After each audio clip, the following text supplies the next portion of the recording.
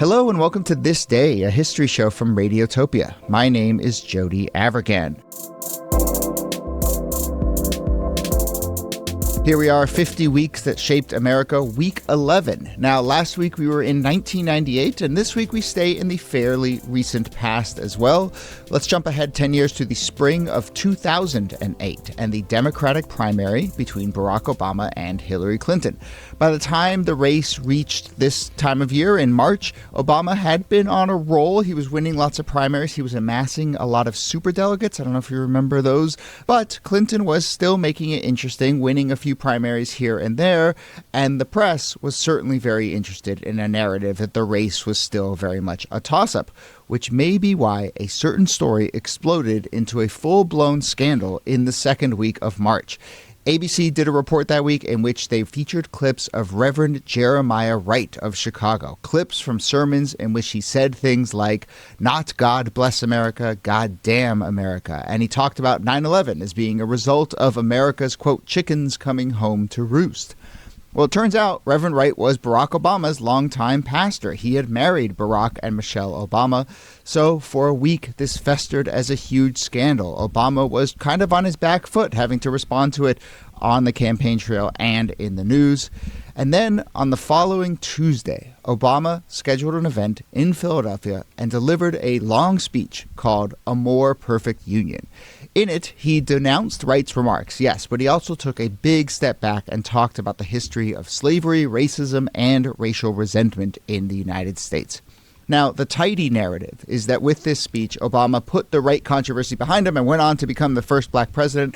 The more complicated narrative, well, that's what we're here to discuss, because the speech is maybe less interesting as a response to a specific controversy and more interesting as a window into how Obama talked about and navigated his blackness throughout the campaign and his presidency. So here we are in two parts, the Obama Wright story, the Black Church, the More Perfect Union speech, and more. Here, as always, Nicole Hemmer of Vanderbilt and Kelly Carter-Jackson of Wellesley. Hello there. Hello, Jody. Hey there. So another story that we all lived through and have deep memories of, for sure.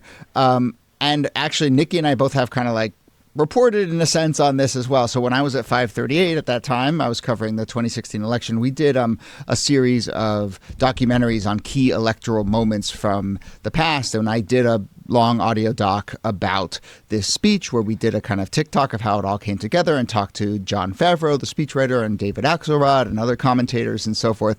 And Nikki, you, of course, did the Obama Oral History Project a number of years later. I'm sure there was a lot of stuff on this. Lots of stuff on this speech and on the way that the administration navigated race and inequality more broadly, as well as I taught a class on the Obama presidency, and this speech plays a role in that because it's an introduction for students to both Obama's oratory, but then also the story that we will be telling, which is the complicated way that Barack Obama navigated or didn't navigate race over the course of his presidency.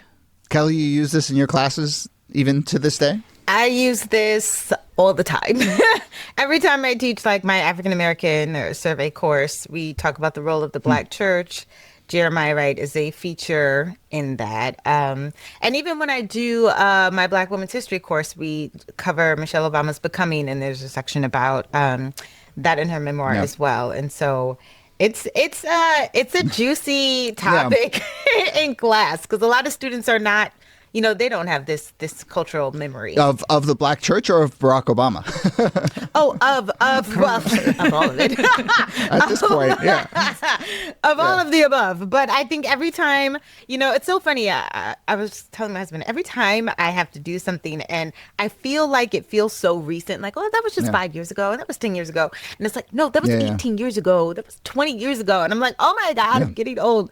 But like my students who were like, I had a student who was like, I was 4 years old when Barack Obama got elected. And I was like, 4?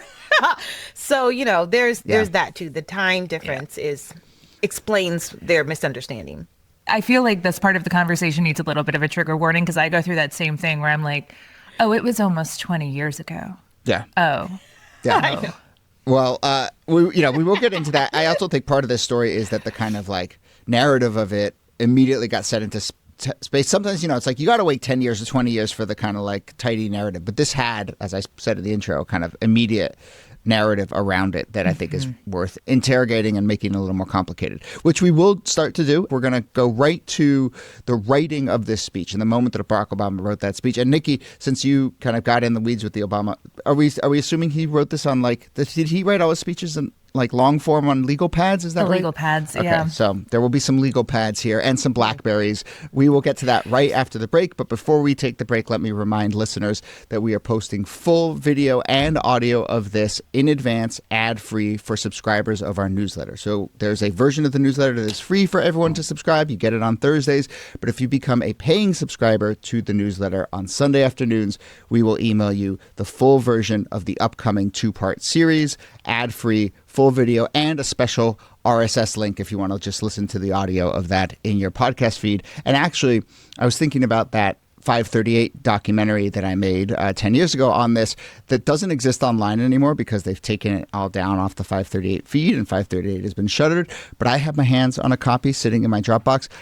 I don't think ABC is going to care. I'm just going to put it in that feed for paying subscribers. You guys can listen to that. So there's another little incentive if you want to hear that documentary I made 10 years ago about this, which has some nice voices. We'll put that in the paying subscriber feed as well. So go ahead and sign up, thisdaypod.com. We will be back after the break with a dive into the writing of A More Perfect Union.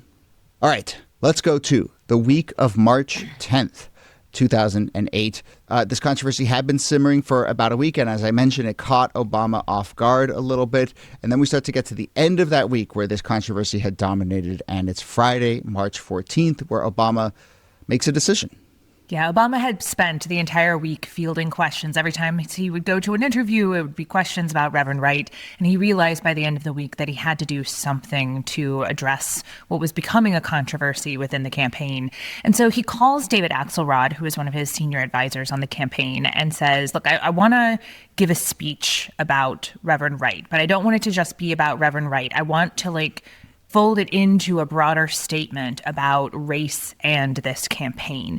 And I want to do it in 4 days. Yeah. So we got to make some room for me to do this in 4 days, where I'm going to, in the interim, write this defining speech of my campaign.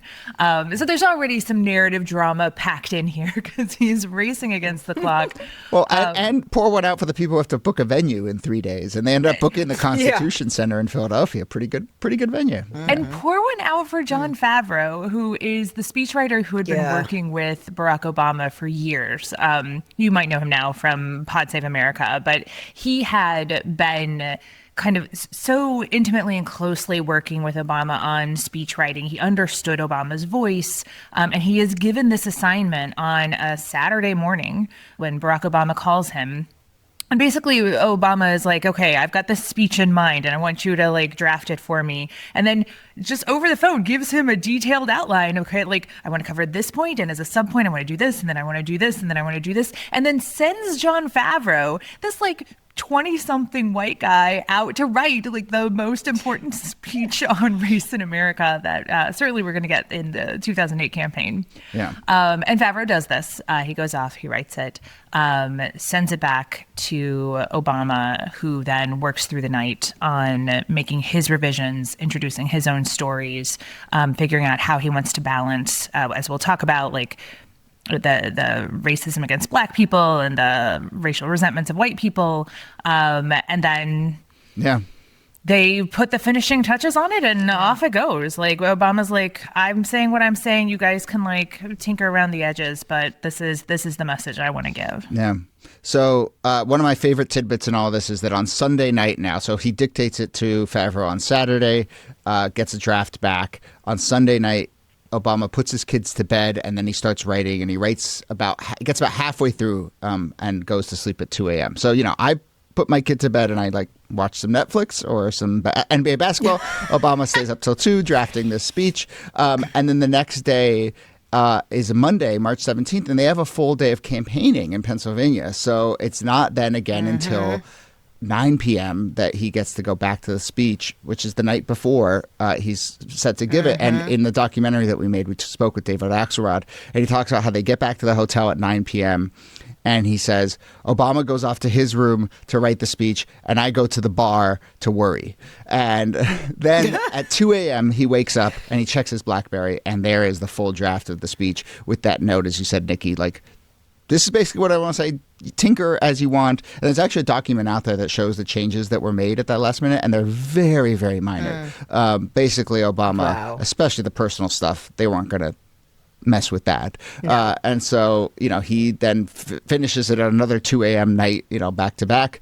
And then he gives it the next morning. Axelrod talks about kind of waking up and then standing in the corner of his hotel room with the glow of the BlackBerry, looking down and just sort of scrolling and reading it and being like, all right, I'm not going to mess with this. Here we go.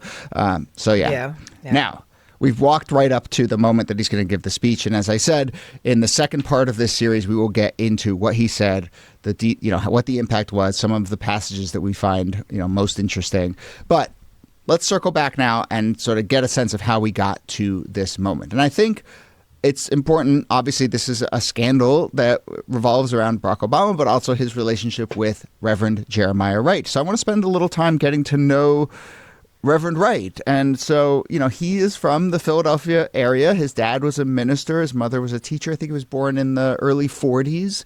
He's still alive today, his mid-80s. His mother, actually, interestingly enough, was the first black person to teach at Germantown High, which I think maybe where my dad went to school. Oh, cool. Or no, I don't think my dad went to school, but I know a bunch of people. My dad's from Philly. I know a bunch. Germantown High, I think, has a good reputation. She became the school's first black vice principal.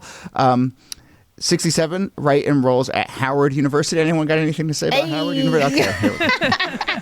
Don't get me started, Jody. Don't get me started. Well, maybe later you could tell us about how Howard views Reverend Wright. I mean, I'd be curious. Absolutely. But anyway, he enrolls at Howard. He earns a bachelor's. Then he goes in 68, earns a master's and in English. He also gets a master's degree at the University of Chicago Divinity School. He serves in the military for a while. He becomes pastor very young at Trinity United in 1971 and basically is the pastor there for decades and decades and decades. Actually, one interesting wrinkle to all this is that he had resigned in early 2008 before all this exploded. He was not actually the pastor anymore when all of this when this controversy broke out. A couple other sort of notable moments from his career. In 95, he delivered an afternoon prayer session and some speeches at the Million Man March in D.C.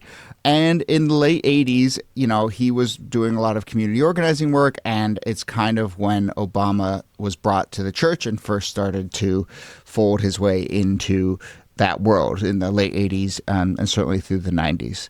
Obama writes about kind of what it's like in the church in a bunch of his books, and eventually they forge a close relationship. As we said, Wright officiated the Obama's wedding and their children's baptisms. Purely as a kind of like manager of a church and a community, he was incredibly successful. Over the course of his tenure, the church's membership went from 87 people in 1972 to over 8,000 parishioners by the time he retired. There's also reporting about like they moved into this massive facility that actually, interestingly enough, I think was in a largely white suburb of Chicago. He also bought himself a multi-million-dollar house. He was living living the mega pastor life. Living the mega pastor life. And that, Kelly, I think is something I really want to get a sense of with Wright is, the stuff that came out in the spring of 2008 with just these little clips from sermons, and we'll get into how those arrived on the national scene. But yeah, this story was in a sense glimpse that a lot of Americans had for the first time maybe into the world of the black church, specifically, the idea of black liberation theology in the United States, and also here's another mega pastor, doing what mega pastors do, which is standing on a stage and rile people up. Yeah. I mean, it's interesting. Can I add another fun fact to Jeremiah Wright, though? 1966, he serves in the U.S. Marines and Navy. He's also on the medical team for President Lyndon B. Johnson's surgery and is giving him care during his actual surgery and gets 3 commendations for his role in that medical efforts, which I think is kind of interesting. People don't know about his military career very much. Yeah. But anyways, I think that it's important to say, you can't understand Jeremiah Wright without also understanding the Black church. You can't understand the Black church without understanding James Cone's coining of Black liberation theology, which is this idea that Black church is a very passionate place, but it's also a place where people are sending direct messages to the oppressed. That is this idea that God is the God of the oppressed, that he cares deeply about Black people, that Jesus is Black, and that these ideas that we have about justice and what is right and what is wrong is entrenched in the Black experience. And it's one of, I won't say the only, but one of the top safest spaces to speak freely in the Black community. You might speak a certain kind of way, you know, in the barbershop or in your household among your friends, but the church was a place where you could have a pulpit that was so protected from the white gaze because church was so separate. You didn't have to worry about some white person critiquing your message that Sunday, or any Sunday for that matter. And so there's a lot of, I think what Jeremiah Wright is saying does not sound controversial at all in the Black church, because what he's saying is sort of right in line with Black liberation theology. And he's not the only one to have said things like that. Lots of Black preachers have talked about racism boldly from their pulpit, have called out presidencies boldly from their pulpit. So I'm always showing my students clips of like Black preachers. And what I tell them to pay attention to is not necessarily what the preacher is saying, but watch the audience. Watch how the audience responds to the minister. And the audience is always like, yes, amen. They're standing up, they're clapping, they're cheering. It is so emphatic. It is so, it is such a call and response experience that you don't get that anywhere else, dare I say, outside of the Black church, that kind of experience. You really have to be a part of the culture to get it. And I think that for somebody like Barack Obama, like the centrality of the Black church to the Black experience in America and to Black identity in the United States becomes really important. There's a reason why in both of his memoirs, he talks about Reverend Wright and he talks about his experience at this church in Chicago, because it is part of his identity and part of not just his identity, but also who he's telling people he is, right? Like, he's like, I'm a Christian, which is something that becomes an issue on the campaign trail. I am deeply connected with the Black community and Black history in the United States for people who might have doubted because his father was African and not African American. And so that combination, I think, Kelly, of like the centrality of the Black church and the centrality of this particular church and this experience to Barack Obama's campaign is how this ends up becoming such an explosive issue and why Reverend Wright becomes so important. It would make sense for Obama to go to a church like that because that church was also deeply involved in the community. I mean, they are feeding the poor. They are ministering to the sick. They have a prison ministry. They have they're giving AIDS and care to people who are dying with AIDS and HIV long before anybody else is doing it. They are talking about international and global issues that are impacting Africa and the diaspora. So as someone who is an activist like Barack Obama was, working within the community, this is sort of the perfect fit for him because it's a church that aligns with his social and political values. Yeah. And so it's worth just being clear about that. Like, there is a political project at the heart of this church. I mean, no one's denying that Reverend Wright isn't bringing politics into the church, or no one's trying to deny that. Though I would think it's also really worth pointing out that, like, there are some moments that are sort of explicitly political, and there's other moments that are about tradition, what you would think of as like more religious themes of like uplift and healing and community. And those like are obviously run through the history of racism and injustice in this country. And so it's all kind of swirling, and we'll get into the comments that come out, but it's worth noting that, those comments arrive without context. Not to say that those words are pretty hard hitting on their own. But, I do think that there's this mix of religious uplift and political edge inside this church that, I think people just didn't see or didn't understand when these comments arrived on ABC News in the first week of March. One of the things, and we'll get into this, one of the things that Obama does not do is deny how close he was to the pastor. And I don't think he could have, but, I think it was also a smart move to not try and, kind of weasel his way out of this. And I mean, they do have a deep relationship. I mean, obviously, he married the Obamas. He presided over the children's baptisms. Obama, his memoir, Audacity of Hope, was inspired by one of Reverend Wright's sermons. And when she talked about the audacity to hope, Obama turned it into Audacity of Hope.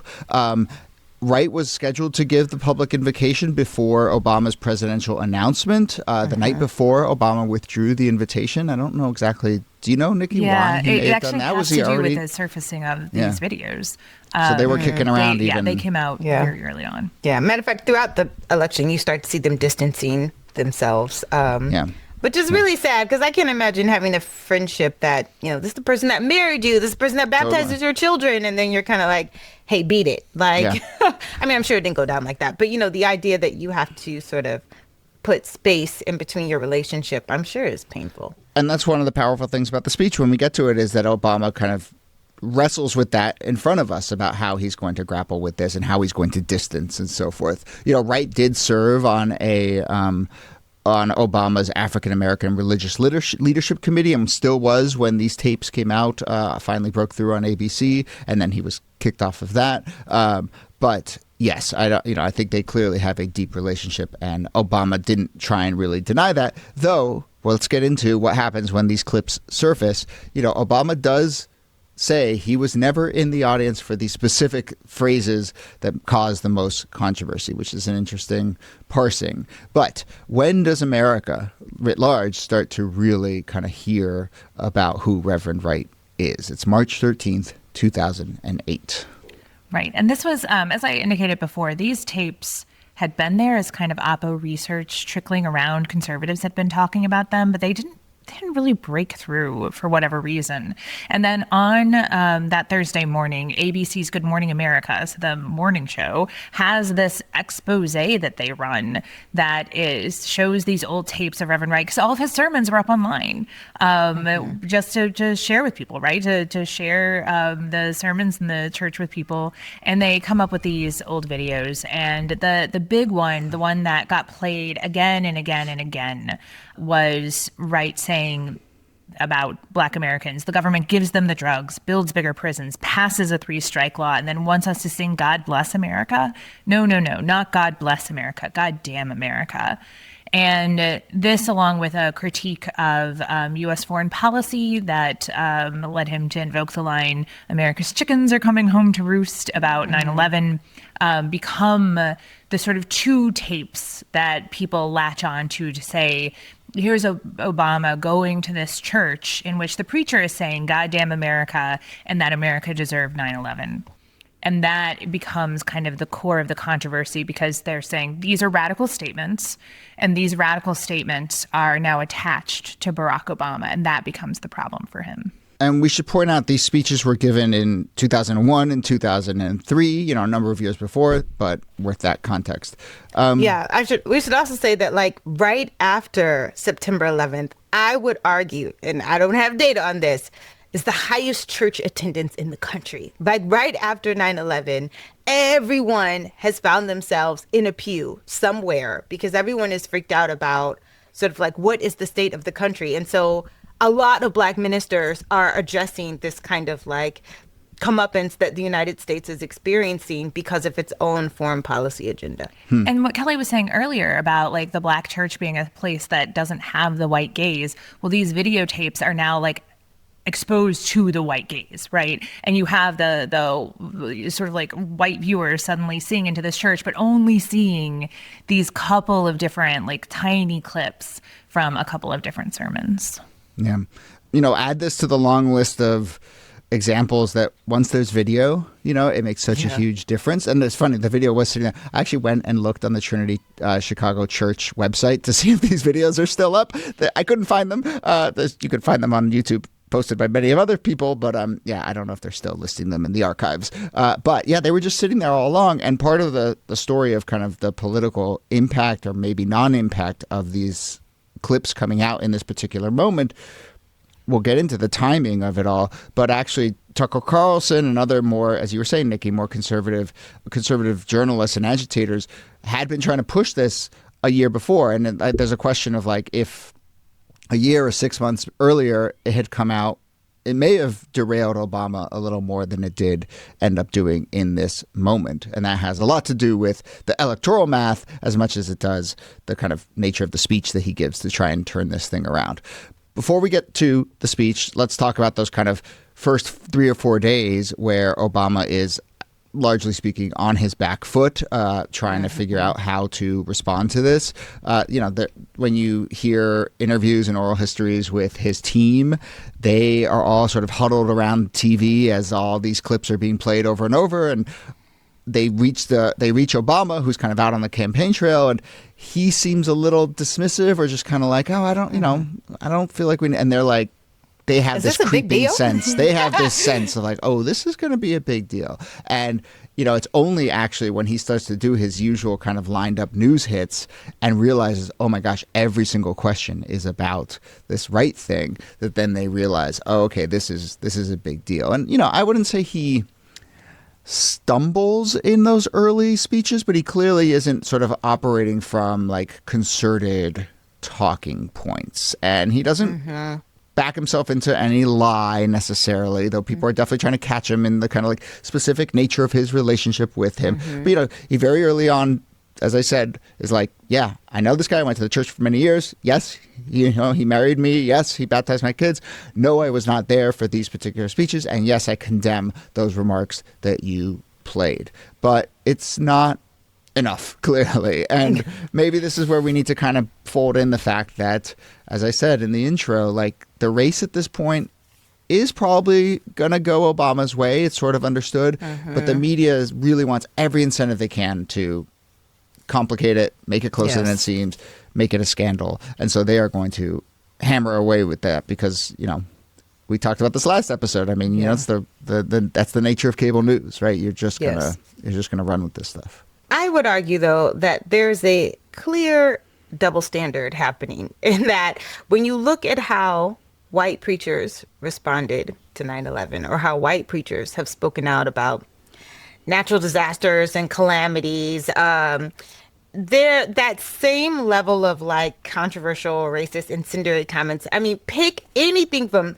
Pat Robertson, John Hagee, Billy Graham, like they have all said problematic things. Now, maybe not during an election, maybe not while, someone was particularly running for office, but John McCain is still trying to get the endorsements of big white preachers as well.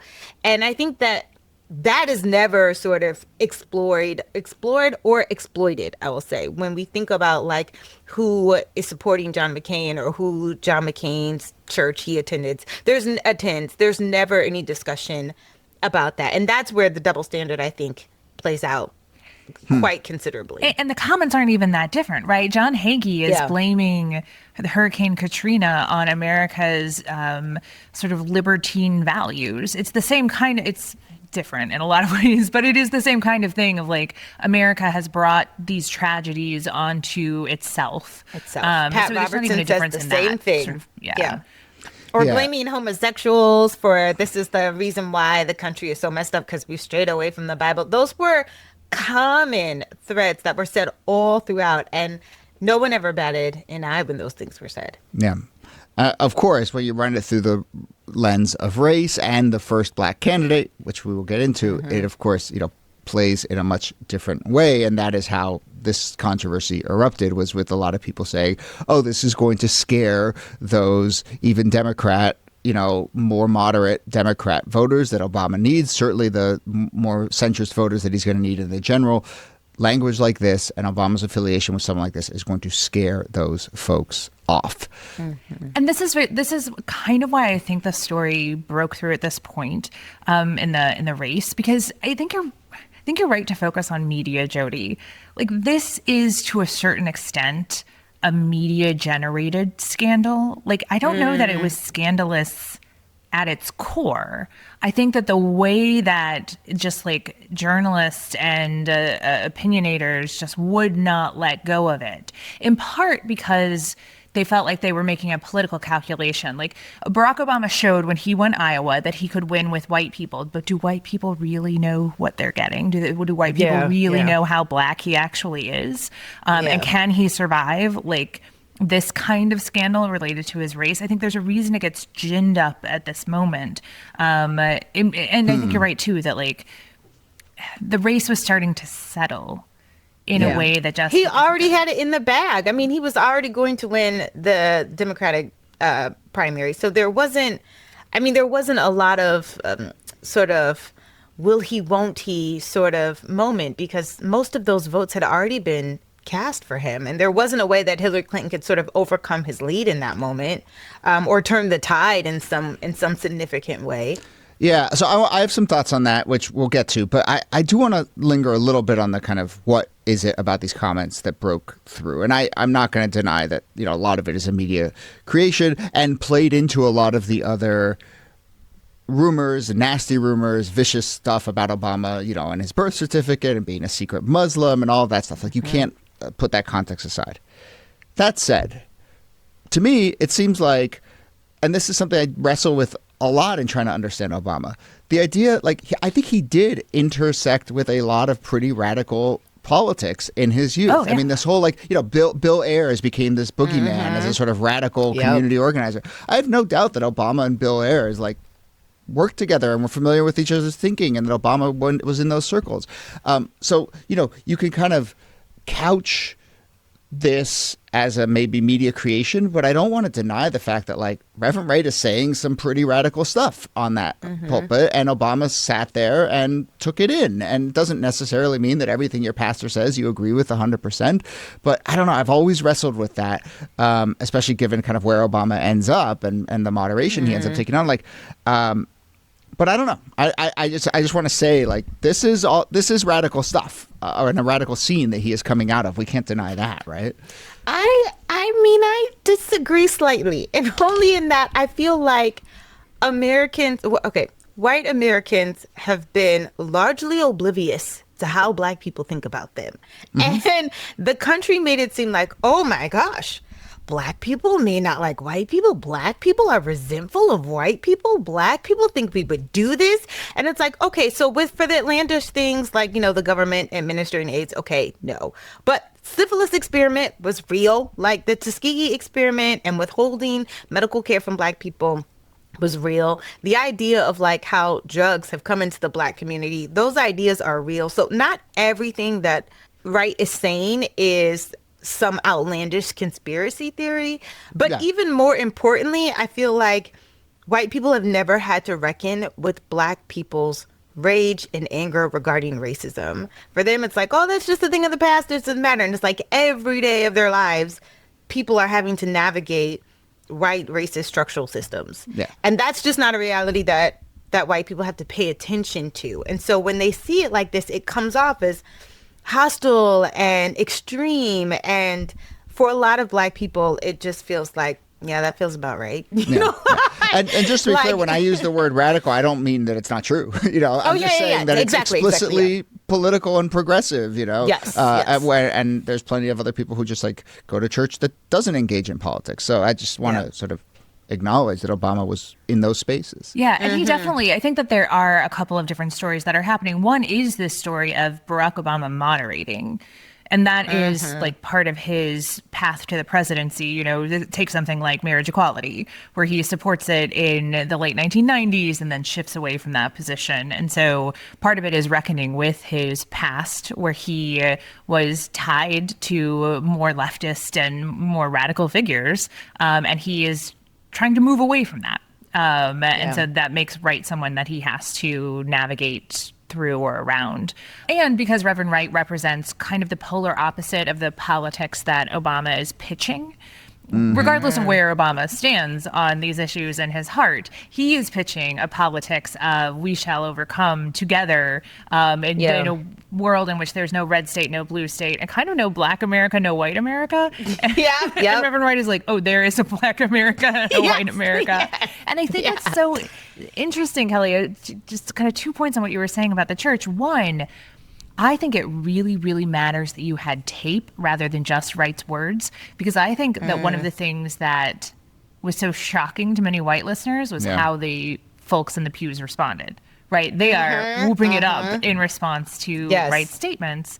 And also in that speech where he is talking about goddamn America, he has this whole spiel he goes on about how governments lie. And the first thing that he says is actually wrong. He says that the government knew in advance about the attack on Pearl Harbor, which is not actually true. But then he goes through like 10 other things that actually are all instances of U.S. government conspiracy and lies, whether it's the Tuskegee experiments or the bombing of Cambodia or Iran-Contra. Like, you're not wrong. Yeah. It's just, but it's not what Obama would say. Right. And that, I think, is what ultimately has to be reckoned with, is you're telling us you're Mr. Kumbaya, and here we have the counterexample, and which one are you? And it's the damn of it all, too. Like, if he had just said maybe those phrases, I don't think this gets picked up. But it's the goddamn America that is so... The not God bless America, and then the but goddamn America. Yeah. Yes. I mean, straight out of some Nina Simone, Right. Yeah. Goddamn Mississippi. Like that, for any person who's passively listening, even myself, I sort of clutch my pearls a little bit like, oh, it's cussing in church, Like, there's that sentiment as well. Yeah. Also because, and this seems very quaint now, it often got bleeped. Really? The damn got bleeped a lot of the time. And that actually makes it sound worse than it is. Sure. Do people think he said some other really much worse word? What did he tell God to do to America? Amazing. So look, Nikki, you talked about how obviously this plays into the moderation and the positioning that Obama either, was kind of thrust upon him or that he also embraced as the campaign went on. I think one of the fascinating things about the speech is how he is sort of able to do it all, right? He doesn't fully moderate and say it's all kumbaya. He explains anger in a really sort of, I think, fascinating way. And so we will get into that. But one thing I want to point out, we will get into that next episode. But one thing I want to point out as we go out is I think I had this idea that, there's 4 or 5 days of scrambling and cable news hits and controversy and sound bites and so forth. And then he sort of holds up, writes this speech, gives this speech, and says his piece. Obama actually, he blogged. He blogged a little bit in those days. He wrote a column for the Huffington Post that actually, when you go back and read it, serves as a kind of, I think, trial run for some of the language that ends up in the more perfect union speech. So it's a little fascinating. But he says in there, he writes, I strongly condemned Wright's statements, but, quote, I would not repudiate the man. He's been preaching for 30 years. He's a man who was a former Marine, a biblical scholar, someone who's spoken at theological schools all over the country. And that phrase, I would not repudiate the man, of course, you can see how he's starting to get to that language of like, I can't condemn this man. This is the same way that I can't condemn my white mother and so forth. And we'll get into all of that language. But it is fascinating that he writes a piece for the Huffington Post somewhere in here and starts to get at some of this nuance and this positioning. So we will leave it there with the end of part 1. We have come back to that late night where Barack Obama is writing on his legal pad and David Axelrod is staring into the glow of his BlackBerry. And now we are at the Constitution Center on Tuesday morning, March 18th. That is where we will pick it up with part 2 and a look at what he actually says and what it says to us about Barack Obama's positioning on race and his blackness and the history of racism in this country. So that's all next episode. Nicole Hemmer, thanks to you as always. Thank you, Jody.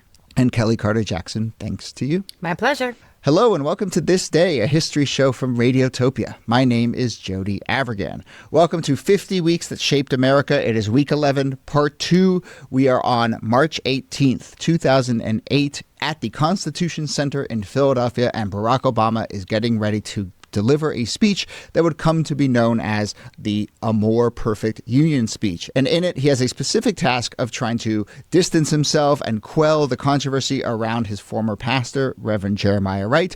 But he also does a much bigger project of trying to couch Reverend Wright and his own story, Barack Obama's own story, in the history of racism and racial anger in this country. It is a remarkable speech, one that a lot of people think both moved him past this controversy, but also gave us a real glimpse into how Obama thinks about his own race, racism, and so forth.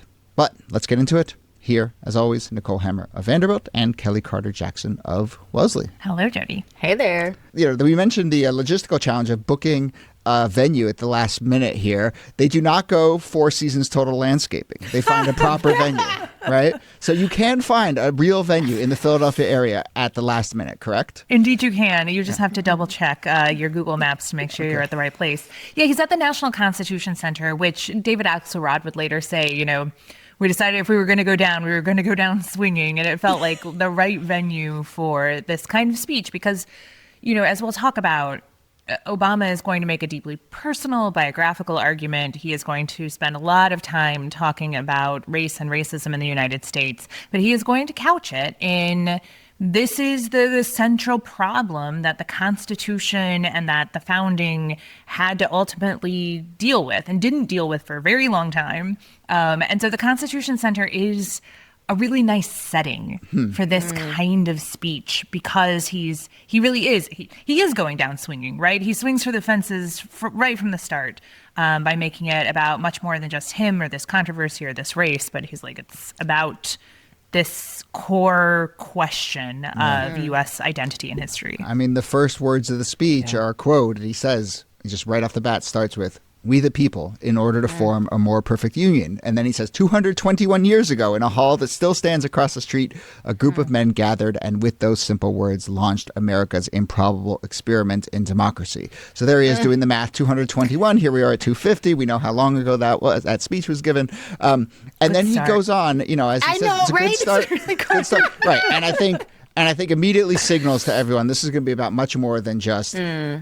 I want to distance myself from this one particular pastor. And you kind of laid out how he pins he is a constitutional professor. He's very much in professor mode here, for better or worse. And he does, in those first 3 paragraphs, as you said, Nikki, talk about the Constitution. And he says the document was unfinished. It was stained by the nation's original sin of slavery, but the answer to the slavery question was embedded within our Constitution, a Constitution that at its very core has the idea of equal citizenship under the law. And so he sets himself up to just talk about how this nation has wrestled with this central question for generations and generations. And very artfully, I think, you read that first line, that 221 years ago, there is an air of 7 years ago in that Lincoln language. Like he is firing on all cylinders in the first few paragraphs of this speech because I think you're right, he's a constitutional lawyer, but he doesn't sound like a lawyer. No. Right. No. He's going to be in preacher mode pretty quickly, ironically or not, for this speech in a kind of beautiful way. I still remember also watching this speech with my husband, and at the end of it, him just being like, yeah, that's it. I think we just heard from the president of the United States, the next president of the United States. It felt so good. And it felt, especially as someone who was closely watching how Obama navigated race and how he kind of skirted away from it as much as he possibly could, as Nikki, you were saying in the previous episode, like how he tries to walk this line of like moderation, and we're not black or white, we're the United States of America. This speech is not that. This speech is a much more, can we speak honestly, truthfully about the fact that like there are 2 Americas, there are 2 experiences that people are having to navigate, and no other candidate has given, or perhaps maybe could given, that same speech. Yeah. And I also think that it matters that he's doing all of this in a nuanced way, but he's also doing it in the mediae of hope, right? Those lines that you read, Jody, that it's like, this is our original sin, and the answer is already there. Like, this isn't a Reverend Wright kind of Afro-pessimism. This is, yep, there's a big problem, and there's a solution. So that even as he goes down into the weeds of the problem, he is going to bring you back up by the end of it. And I think that's the Obama spin on that nuanced story. Yeah. Let's go through a couple other key passages, and I'm curious also, Nikki, and I have the moment watching this speech where I had that moment of like, oh, okay, he's nailing it. Like, I think everyone has a sort of phrase where it's like, oh, I see what he's up to. But I will point out, I'm looking at a transcript of the speech here. He mentions Reverend Wright in a section on, I have an 11-page speech here. Most of the stuff about Reverend Wright is on page like 9 and 10, like 8 and 9. It's like not for a while that he gets into the Reverend Wright stuff. And I think that's clearly the work of this speech. He wants to talk about racism and the context and himself before he then kind of comes to understand where Reverend Wright comes from and how his relationship with Reverend Wright was forged. But Kelly, you mentioned how like he's wrestling with his own role here. And he says fairly early in the speech, another, I think, really remarkable framing, he says, on one end of the spectrum, we've heard the implication that my candidacy is somehow an exercise in affirmative action, that it's based solely on the desire of wide-eyed liberals to purchase racial reconciliation on the cheap. On the other end, we've heard from my former pastor, Jeremiah Wright, use incendiary language to express views that have the potential to not only widen the racial divide, but views that denigrate both the greatness and goodness of our nation and that rightly offend white and black alike. So to me, there's a bunch of really both, I think, kind of big ideas there, but also some really masterful positioning. That what he's doing throughout this speech is he's shifting the choice that listeners have to make. It's no longer, do you feel bad about what Reverend Wright said or not? He is putting it on you, and he's putting it on himself and being like, Reverend Wright is just one side of an equation that we have to wrestle with about my candidacy, the role of race in this country, so forth. Like he's just bit by bit moving it away from a referendum on those clips of Reverend Wright to a much bigger referendum about where do you stand when it comes to my desire to help us move past all of these things. And, I don't think it's cynical. I think it's authentic, but it is also, as when it comes to rhetoric, very, very effective. It is. And I think it's also needs to be said that not only is he really talking about the elephant in the room, which is always race, but he is also a man who identifies as black, but who's biracial. I mean, his mother is white. He talks about his white grandmother. He talks about both sides of his own heritage in a way that, again, only Obama can sort of encapsulate this black identity and a deep understanding of a white identity. He can't deny his white mother. He can't deny his grandmother. And at the same time, he also can't deny the history of this country as well. And so he's really pushing his listeners to say, like, step back. Like, let's take a bigger look at this and let's really get at what is at the heart of it all. And that feels so much more compassionate, I think, than like we can't just throw people under the bus. We all have problematic family members. And I feel like that is something that Americans deeply resonate with, the idea that everybody's had that racist uncle, everybody's had that racist, auntie or grandma or whoever, people that say problematic things that we don't like. We've all experienced that. And that commonality is what I think brought a lot of people to listen much more deeply than they would have had he not brought that up. I think that the way we would talk about it now is that he's calling people in instead of calling them out. That he is, I think compassion is the right word here. He says that he could no more disown Reverend Wright than he could disown the black community. He could no more disown him than he could disown his white grandmother. And he talks about his white grandma and how she said racist things and but he had to listen to her say things that made him uncomfortable, but they were also people he cared about and that he loved, and they're part of America too. And there's a way in which he kind of, you could read this as for good or for ill, but he's like, he doesn't say it quite this way, but he's like, white racists are part of America too. And also, we have to have sympathy for white people who have found themselves in a worsening set of economic conditions, who don't feel like they have privilege because of the color of their skin. Even though he spent this whole speech talking about this systematic and structural racism against black people, he's like, we should have compassion for people who feel like their lives are getting worse. And who, by economic indicators, their lives are getting worse. And we should understand that those resentments are going to come out in some pretty problematic ways. But we need to make space for them to, find the path to join us in making this a more perfect union. And I do think that, for me, was the part of the speech that really stood out, because he actually gets kicked all over the place by the right for this speech because they say he threw his grandma under the bus. But this is a level of compassion and inclusion that I think that he would get criticized from the left for today. I was just about to say that, Nikki. I was just about to say that part of the speech he could not give today. He could not give today. And actually that part of the speech, hearing it back again, is like, oof.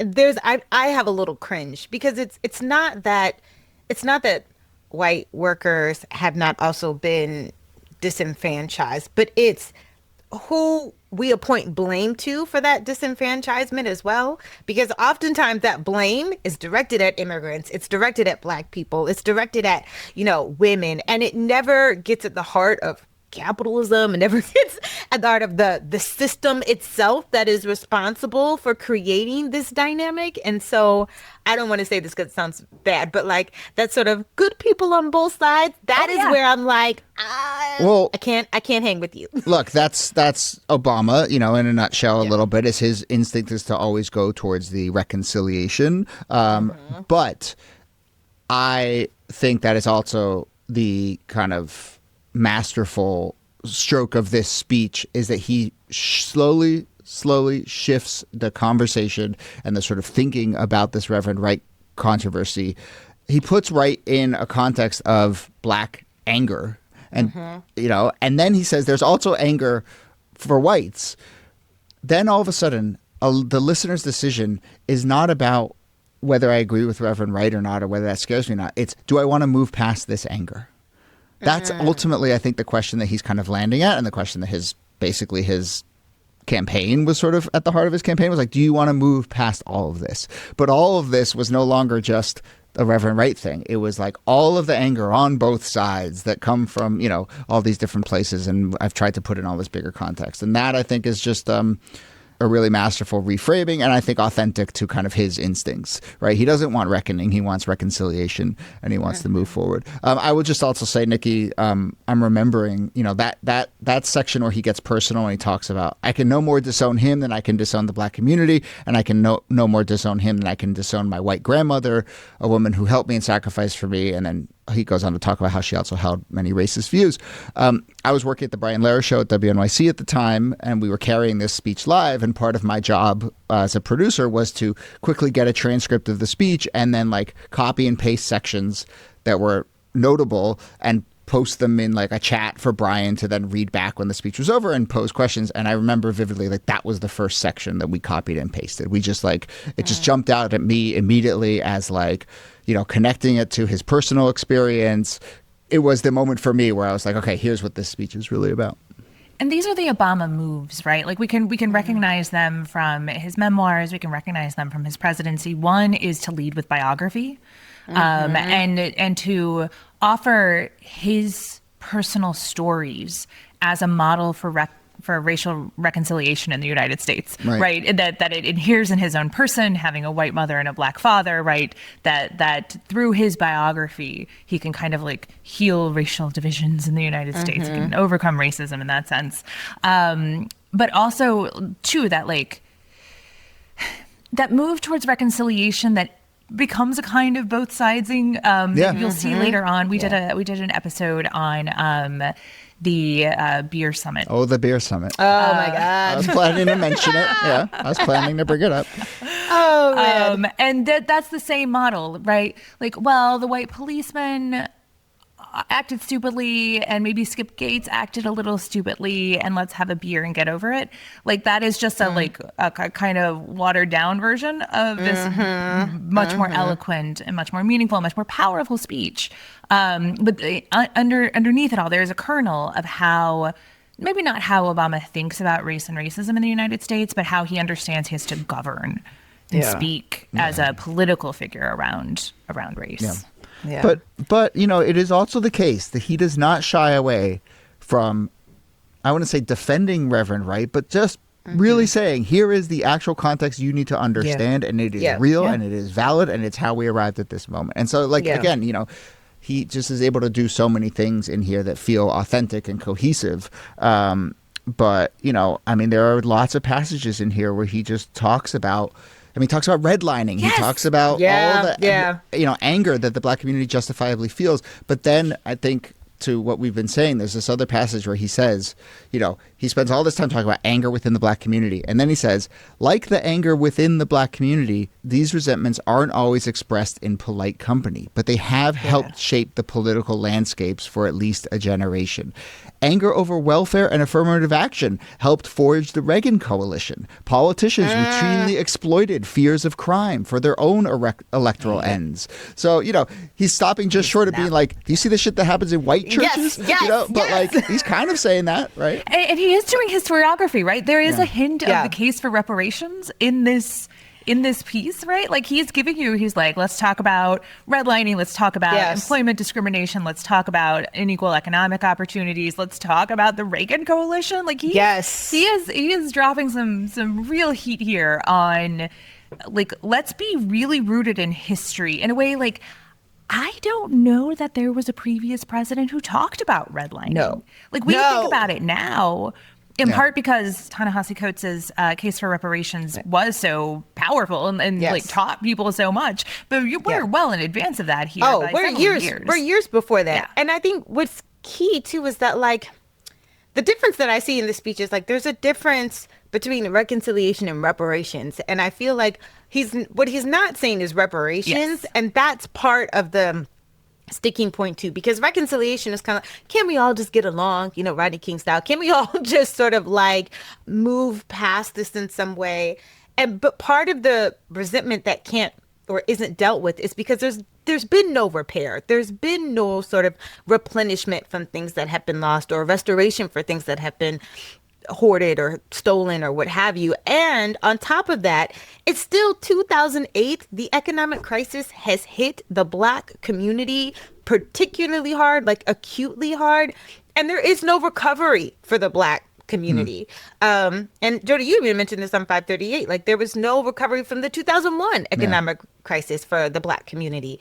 And those grievances are things that he's not necessarily addressing. And I think that's kind of what sometimes rubs Black people in hindsight the wrong way, is we're always pushing for reconciliation, but never for repair or never for reparations. And the place where he makes that turn, and it's the paragraph that then sets up his final, anecdote here, and I think sort of shows us where his instinct is to land. But he says, the profound mistake of Reverend Wright's sermons is not that he spoke about racism in our society, it's that he spoke as if our society was static, as if no progress has been made, as if this country is still irrevocably bound to a tragic past. But what we have seen is that America can change. And I think just in that phrase, Kelly, what you're describing, that's the exact Obama turn. That's where he lands. He lays out the same case that many other people would, but then his move is, we need to move past, we can heal, we can change. That was the problem with what Wright was saying, is that he was convinced that we're still damaged, and we're not. And that's Obama. Yeah, that is Obama in a whole nutshell, in a whole speech. That is Obama. Any other thoughts on particular phrases, or how this, or memories of watching this? And then I want to talk about how it played and its electoral impact and kind of what it tells us about Obama in general. I do just think, and this kind of like begins to transition us into talking about its impact. But I think, if I remember correctly, like my feeling after watching this speech was that you had just been elevated above politics in a way that really melded with Obama's message, right? That was his promise. His promise was, I'm going to lift you out of the mire and muck of politics, and we're going to move to a higher plane. And here in the midst of what could have been and was in some ways like a kind of dirty kind of controversy on the campaign trail that could have devolved into like him talking about the Clintons passed on race. Instead of doing that, instead of like tit for tat or talking about, various right-wing pastors, what he is going to do is he is going to like move the conversation to a different level. And you got that feeling after listening to that speech. We're like, oh, this is like what leadership looks like. Yeah. Like, what if you had a smart person leading you? Yes. This is what it would look like. And that felt really good. Yeah. Okay. Did. So look, this sets up exactly kind of what I want to think about and reckon with, which is, a little bit of the political impact of this speech. Because as I said, the tidy narrative is he gives this speech, it quashes this controversy, he gets his groove back, and he goes on and he wins the nomination. If you look at the kind of electoral delegate math, he was probably already in line to get the nomination. The polling at that moment doesn't really show a very clear, dip for him or rise for Hillary Clinton before this, and then he gets it back afterwards. And moreover, you listen to some of the news coverage at the time, and I think people were rightly saying you're mildly racist Pennsylvania centrist voter. Are they going to love this moment where you're elevated above politics? Are they still kind of... And I think, generally speaking, because of the timing of this moment, people had largely made their minds up about Barack Obama. And so this this reinforced in many ways what you already thought of the guy. Yeah. And a lot of people liked the guy. Clearly, he got elected.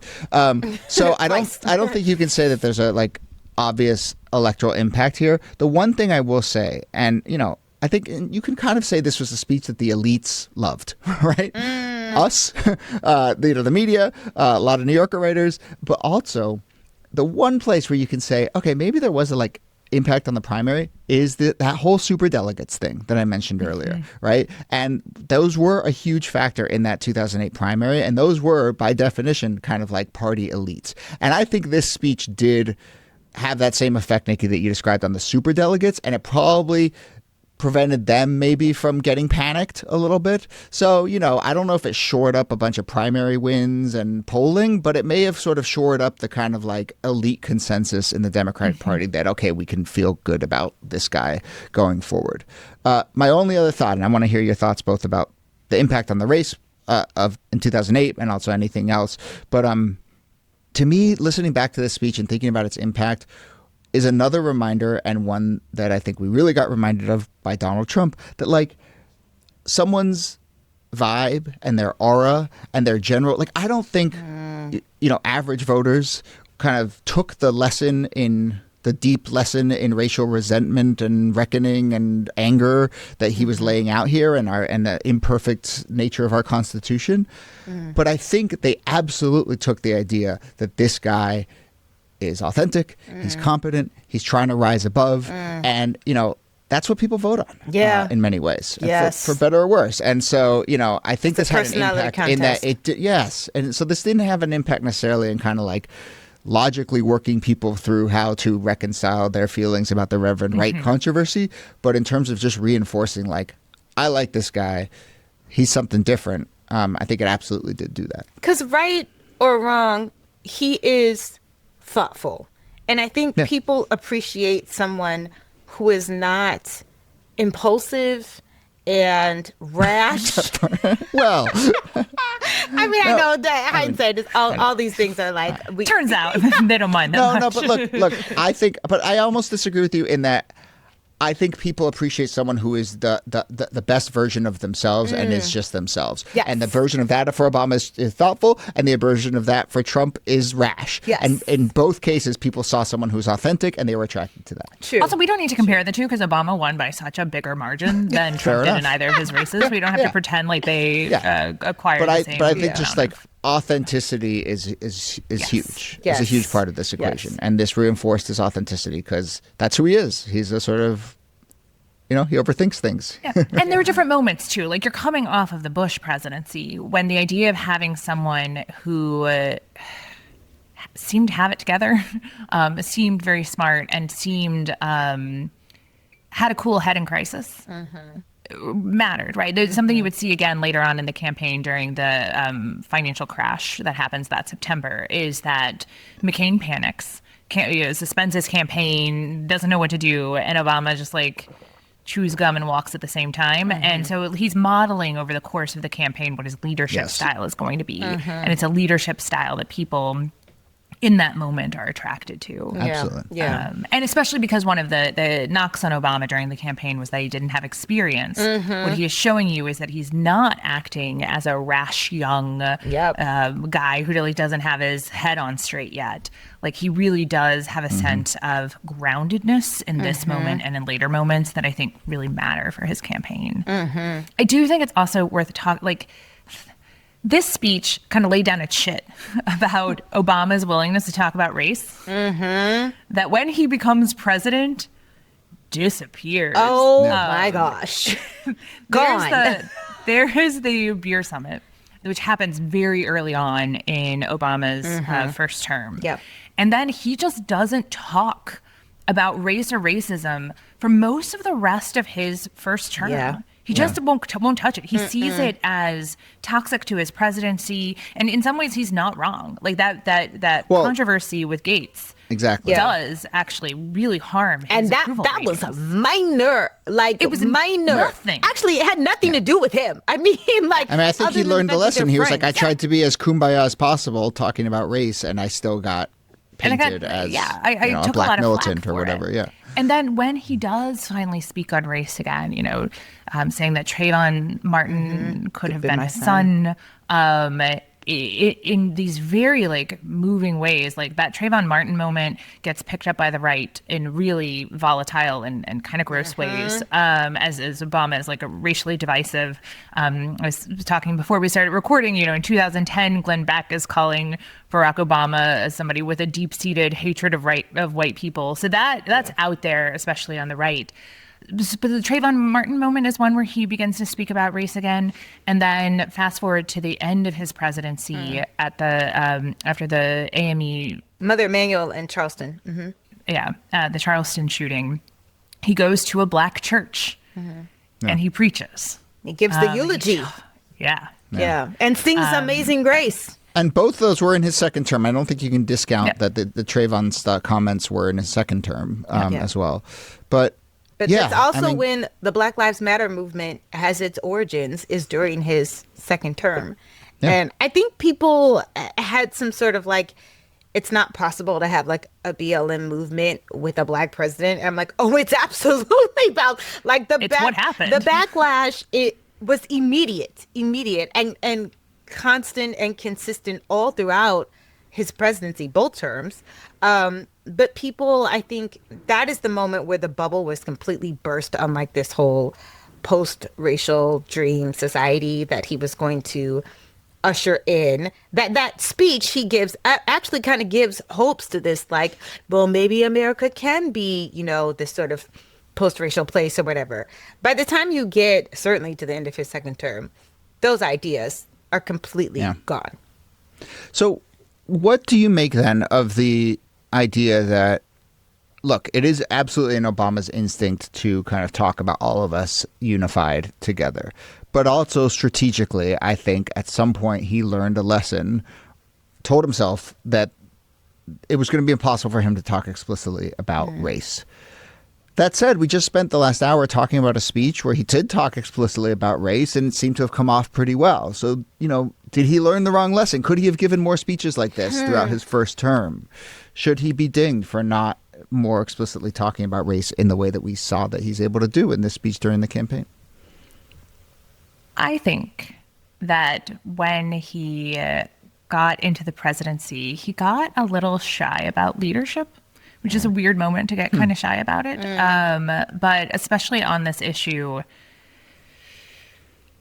did he learn the wrong lesson? I mean, he definitely learned the right lesson about polls, right? He learned that if he touched that race as president, as opposed to as a candidate running in a Democratic primary, for him to insert himself into a controversy, minor controversy like the Gates controversy, that was going to cost him something, and he wasn't willing to spend his political capital on that. Yeah. So he made, I think, a rational decision. I just think that he overlearned it. Yeah. And probably had more opportunities to show leadership. And he does kind of decide not to.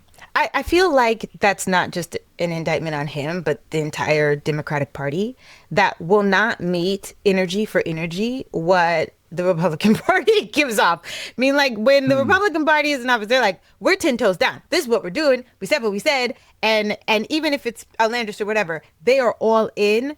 And I think Obama kept trying to get consensus, kept trying to get permission, kept trying to get, like to people please in some way. And it just, I never felt like he got to the moment where it's like, well, these people can't be pleased. So you might as well do what you're going to do because they're going to hate you regardless. you might as well act accordingly. Even in his Supreme Court picks, I'm just like, oh my God, can you just like be adamant about something? And I never got the sense that he was willing to be forceful in some of the decisions that he was making. But the blowback was there, whether he made those forceful decisions or not. And even now, I mean, it's worth thinking about even post-presidency, he doesn't talk about race a whole lot, except when he's coming after the Black community, like when he's telling Black men to step up and vote, or, you're, yada, yada. There's all this finger pointing still at the Black community, and never in the direction in which Black people want to see it, which is pointing out racism and pointing out, all of these structural things. Yeah. Such a funny thing, but it's like, if you want any evidence that he didn't actually align with Reverend Jeremiah Wright's views, what you just said is a pretty good example, right? He's not walking around casting blame at the white devil. No, he is consistent. That would be amazing. He's consistent in that way. Well, and I think that consistency is important because I don't actually think that it's, as much as I think he was burned by that beer summit, I don't think he was betraying his core values. I think that he fully believes in this vision of bipartisanship 100%. And actually kind of like thinks people are better than they are. Yeah. And governs accordingly. And that's like a big mistake 100%. in his political philosophy. Yeah, you can't, not in these times. Not in these times. Yeah. I mean, and I hate to say that because I would love to be able to be like appealing to people's better natures. But that is not how the opposition is operating for sure. I would love to be able to get back to good faith arguments and good faith engagements, but we are just not there. And it unfortunately reads as weakness in a lot of ways when it really can be a strength, but that is not how it is interpreted.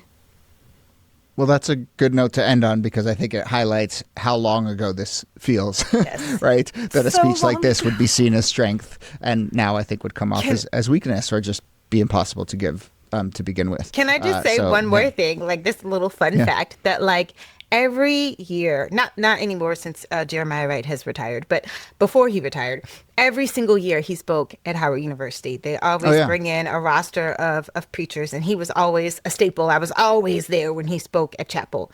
And the weekend of the inauguration, which was also the 100th anniversary of the NAACP, Barack Obama's the first Black president ever being inaugurated, and it was the Sunday that Jeremiah Wright was scheduled to speak at chapel. And everyone was like, oh my God, if you are not at chapel this Sunday, like you are going to miss out. It was standing room only. Like people were bringing in folding chairs to just hear what he had to say.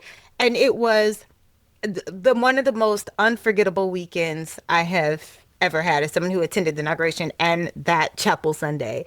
It was also kind of sad to see what felt like the pinnacle of Black success. Like we did it, we finally did it. And knowing that Wright wouldn't be a part of it as someone who shared a long friendship with him, that felt a little bittersweet. Interesting. All right. Well, we will leave it there. Our 50 Weeks That Shaped America series moves on. We go from the early 2000s to the early 1900s. We are going back to the Triangle Shirtwaist Fire in New York City next week. Then we're going to World War I, MLK, Bay of Pigs, the Golden Gate Bridge, lots of stuff coming up. So again, listeners, a reminder that if you want early access, full ad-free video and special audio feed for this, become a paying subscriber to our newsletter at thisdaypod.com. But Nicole Hammer, thanks to you as always. Thank you, Jody. And Kelly Carter-Jackson, thanks to you. My pleasure.